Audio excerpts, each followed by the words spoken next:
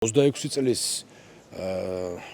ზაფხულის თვეებში ჩვენ გადავცემთ 150 დევნილ ახალ მოსახლეს აქ ამ კორპუსში ბინებს, აქაც ერთოთახიანი, ოროთახიანი, სამოთახიანი და ოთხოთახიანი ბინები უნდა განაწილდეს და სრულად იქნება მოცული ეს პრობლემა ბორჯომის მუნიციპალიტეტში, ანუ ყველა დევნილი ოჯახი ფაქტიურად იქნება დაბინავებული. მოვინახულოთ ბორჯომში მიმდინარეობს მშენებლობა, აქტიურად მიმდინარეობს მშენებლობის პროცესი.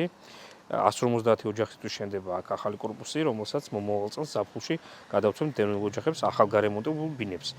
გარდა კორპუსის ასევე მოხდება მიმდებარე ტერიტორიის კეთილმოწყობა.